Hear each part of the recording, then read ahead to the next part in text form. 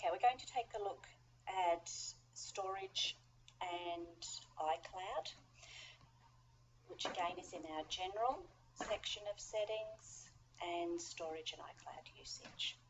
There are two sections in here. The first is for the physical storage on the iPad. So this is a 32 gig iPad. You'll see I've used 24.7, available 1.6. You will notice that that does not add up to 32. That's because basically Apple uses about 4 gig of each iPad just with the proprietary stuff that they put on there, so you have the remaining. If I click into Manage Storage, it will give me details of each app and how much of the storage space it's taking.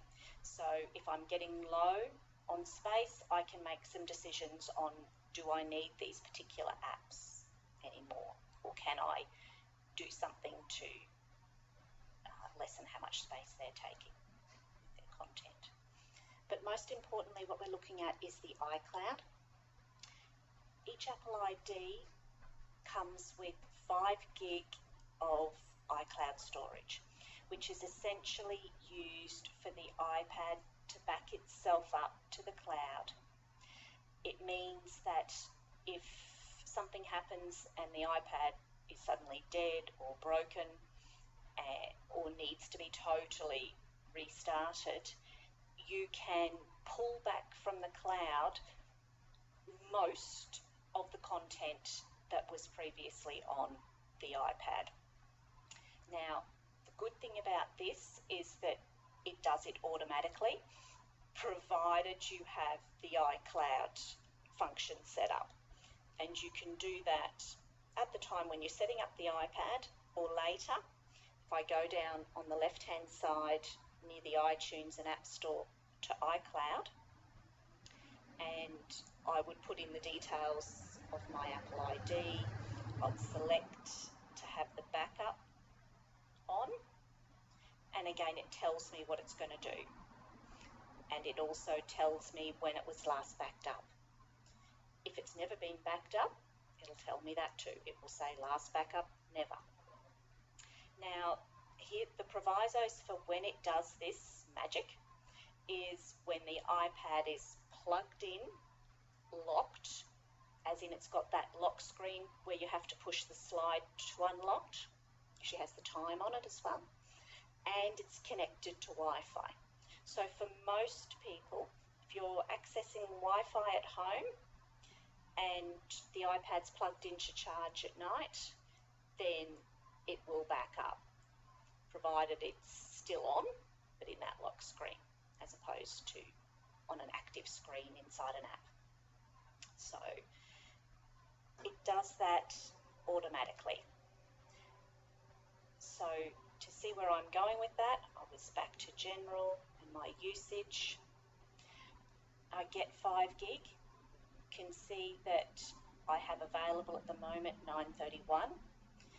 If I'm getting close to full and I need to see what my options are, I go into the managed storage and it will give me the devices that are using that iCloud. So you can see I have 2 devices on the same Apple ID that are using this.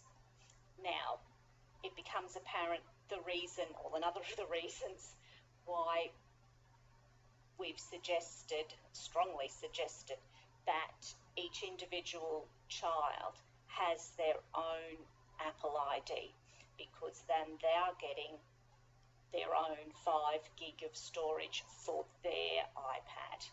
If you are sharing with your child an Apple ID, or siblings are sharing, then obviously that 5 gig is spread far too thin, and it really is a handy resource to have. So apart from the other reasons, this one is the big one for us, particularly as we come into middle school. So I can have a look at this iPad. It's going to tell me the size of the backup. And and I get choices. I can choose the data that I want to back up. Now you'll notice that my photo library is currently 4.5 gig. So if I chose to back that up, I wouldn't have space for any of the other things. Schoolwork perhaps. So you have, or your child has the option to go through and make decisions about which apps will back up to this iCloud 5 gig and which ones won't.